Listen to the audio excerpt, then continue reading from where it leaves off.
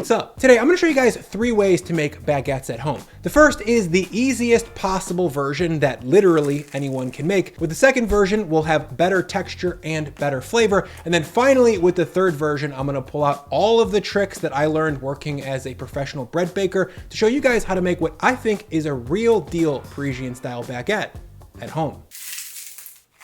To get started on the easiest version of this baguette, I'll grab a medium bowl and into that measure 225 grams of warm water, 8 grams of instant yeast, 9 grams of salt, and then 350 grams of bread flour. Next, using a sturdy spoon, I'll just stir everything until it's well combined. That'll take 30 to 45 seconds or so. And once things have come together like this, I'll come back with a wet hand and squeeze to continue the mix. Of course, you could use a stand mixer for this, but this dough comes together super easily and quickly, so I don't really think there's much of an advantage there. Okay, once this dough is no longer shaggy, I'll flip it out onto a work surface, dust it with some flour, and then knead it by hand for about 2 minutes. Also, when it comes to kneading, any motion or force that you put into the dough will help link up the gluten proteins, making it stronger. There really isn't a right or wrong way to do this. And after about 2 minutes of working, this dough can hold a firm tug without ripping. That's going to be plenty strong enough for this first baguette. From here, I'll cut this dough into 2 roughly equal sized pieces. Then I'm going to go right into shaping. First, I'll flatten it out,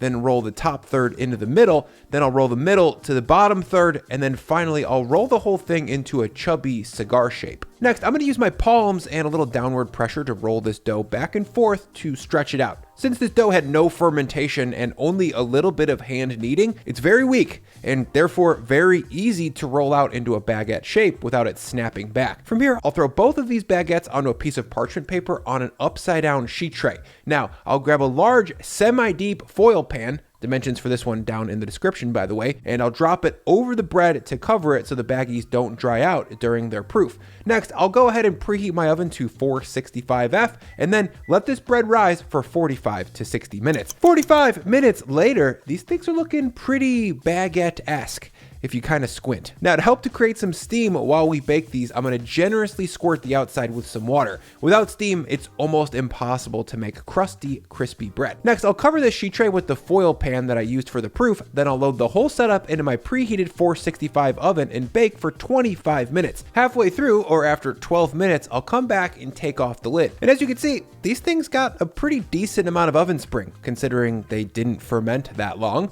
So I'm pretty happy with that. I'll let these bake for another 14 minutes till they get deeply golden brown. And while those finish up baking, I'm gonna plate myself a delicious dinner on these beautiful pasta plates from Fable, the sponsor of this video. Before I say anything else, I just want to state that I really love this product and I've been using it daily for quite a while. I like Fable's tableware because it has a simple, timeless look, but I also like it because it makes food look really pretty, which in my world is super important. We actually just replaced all of our old chipped dinnerware with Fable because we entertain a lot and we wanted to serve our food on quality pieces that we're not going to get sick of in a few years. My favorite everyday shape of theirs is this pasta bowl that I'm eating my dinner out of right now. Lauren and I eat about 80% out of our meals out of this plate bowl hybrid, and I love it. Conveniently, they include it with any of their best-selling dinnerware bundles. Right now through November 27th, you can shop Fable's Black Friday sale and get 15 to 30% off plus free shipping on every order. Stock is limited, so be sure to click the link in my description and take advantage of this sale while it lasts. These are beautiful, sturdy plates and I love mine. Make sure to get yourself some on sale with my link in the description. Thank you, Fable. And after about 25 minutes, you can see that these look like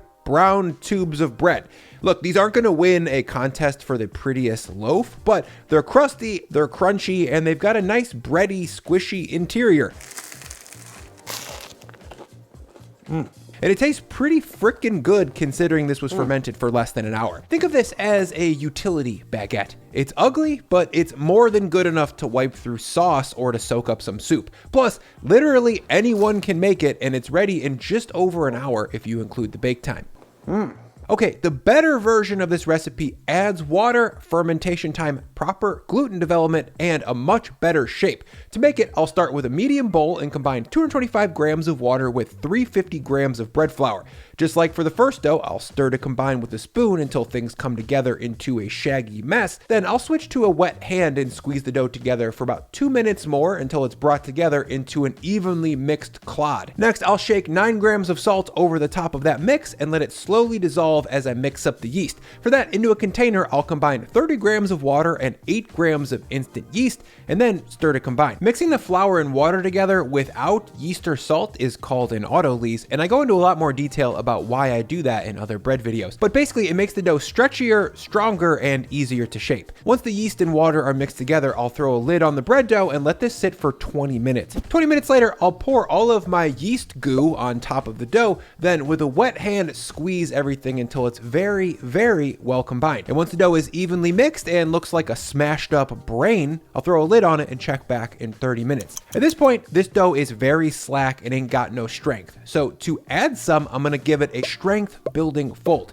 To do that, I'll take a wet hand and grab some dough, pull it until I feel tension, then fold it back over. I'll rotate the bowl and repeat that pull and fold 4 to 5 more times until the dough won't fold anymore. Then I'll grab the folded dough and tuck while rounding to increase the surface tension on the outside and build in even more strength. And there we go. We went from a slacky, no muscle having weakling to a shredded beefcake in just one series of folds. Now the lid goes back on and I'll ferment this dough for 30 more minutes, then come back and give it one more strength building fold, exactly the same as I did before. The lid goes back on and I'll ferment this for 1 more hour, making it 2 hours of fermentation in total. And after 2 hours, this dough is strong, buoyant, and smells super yeasty. So to divide and shape it, I'll flip it out onto a lightly floured work surface. I'll lightly flour the top and then degas it gently with the flat of my hand to create an even slab of dough.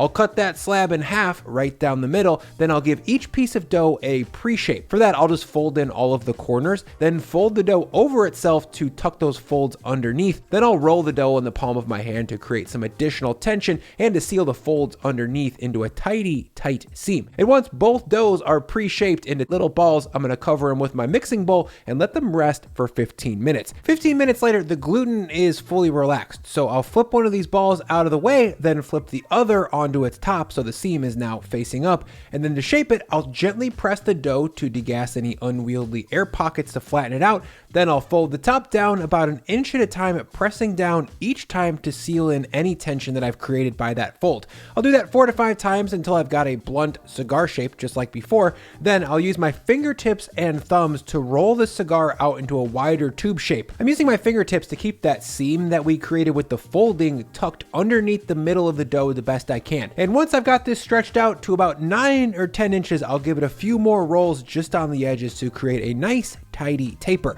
Next, I'll move both shaped baguettes to a parchment lined upside down sheet tray, just like before, and then I'll cover it with a foil lid in proof for 45 to 70 minutes, depending on the temperature of your house. About 1 hour later, when I check back, these baguettes are beautifully proofed up, and when I poke, you can see the dough indents slightly and then slowly raises back up. Next, I'll give these baguettes about 10 squirts of water to get some steam going, then using a serrated knife, I'm going to cut them diagonally 4 times. This is called scoring, and it creates a weak spot for the rapidly rising dough to rip through as it bakes. Without it, the dough would rise only about half as much. Next, to get more heat transferred to the loaves and to get an overall higher rise, I'm going to transfer these baguettes onto a preheated pizza stone or steel. This is much better than baking them on a sheet tray. And after a couple more squirts of water to prime this oven with steam, I'll top the loaves with the foil lid and bake them for about 25 minutes. Once again, halfway through, I'll come back and pop off the foil lid so the steam can escape and we can start crisping up the crust. Now I'll close the oven and bake these uncovered for 12 to 15 more minutes. And once they've got a reddish golden brown color like this, I'm gonna pull them out and rest them on a wire rack. Ooh, this version looks good.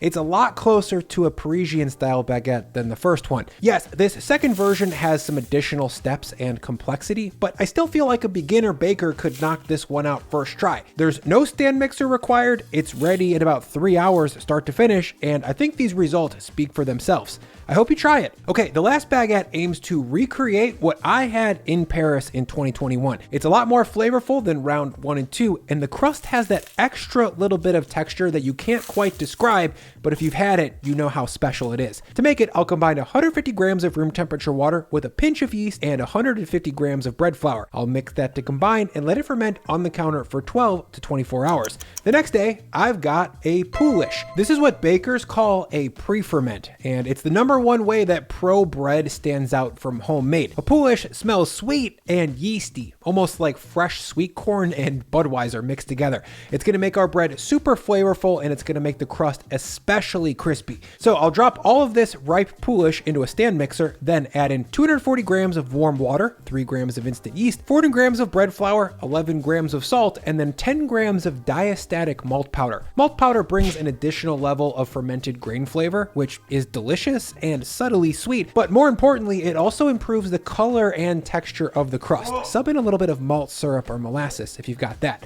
Now the dough goes on, and I'll mix this on low speed for 3 minutes. Once the dough is combined, I'll flip the mixer up to high speed and mix for 6 more. I prefer the stand mixer over hand mixing for this third dough because this version has more water than the first two, and in general, wet dough needs more mechanical mixing to build up a higher base level of strength. And after about a 9-minute mix, this dough is still pretty slack, but it's strong enough to hold itself together when I tug it like this. I'll flip this into a bowl, cover with a lid, and ferment it for 2 hours, just like for the second dough. At 30 minutes, I'll give it an SBF, just like before, and at 60 minutes, you guessed it, SBF. And after 120 minutes of total fermentation, you can see we've got a strong, gassy dough that's dying to be stretched into a baguette. Next, I'll flip this dough out onto a lightly floured surface and then cut it down into 4 roughly 230 gram pieces. Next, just like for the better baguette, I'm gonna pre-shape this dough. Pre-shaping is important when you're trying to get a piece of dough into a very specific shape. The pre-shape allows you to start with a perfectly uniform piece that's gonna be much easier to shape into a tube than say an awkward pointy rhombus. Once all 4 of these are pre-shaped, I'll cover them with a tea towel and let them rest for 15 minutes. 15 minutes later, it's time to shape. That process is gonna be exactly the same as baguette 2, so refer to that part of the video if you want a refresher. And once I've got a nice, beautiful, tapered tube, I'm going to proof it in a couche. What is that? Well, a couche is a piece of linen that allows you to proof a variety of bread shapes, but it's particularly good for baguettes. The linen wicks moisture away from the loaf so that it doesn't get stuck, and it allows the baguettes to support each other as they rise. If you're wondering, yes, the sheet tray method from before can work, but in my opinion, this dough is too wet for that and needs to be supported as it proofs. Next, I'll cover these loaves with the couche and proof them for 45 minutes to an hour. 1 hour later, you can see these baguettes are beautifully proofed up, so it's time to bake them. Now, to get the best result possible, I'm gonna pull out the big guns, the Challenger bread pan. Yes, this thing is kind of expensive and very heavy, but the results that you get here are unlike anything else. At home, it's the best tool for transferring heat to the dough and for trapping steam. I highly recommend it, and if you've got the cash and bake bread often, it's probably worth it. Now, using a piece of cardboard, I'm gonna flip one of these baguettes over seam side up, then move it over to the lightly floured bread pan. I'll flip on baguette 2, then score with the bread lamb 4 to 5 times on a diagonal. Now the lid goes on, and I'll bake it 465 for 12 minutes, then I'll pop off the lid, then the pan goes back in the oven for another 12 to 15. And after 25 minutes, we've got some real deal crusty French baguettes. The crust on the outside here has that signature reddish yellow color, and the texture is just indescribable. It's crunchy, it's brittle, it's very delicate. It's beautiful. Combine that with the deep booziness of the poolish, and you've got what could be a perfect bread. Oh my God.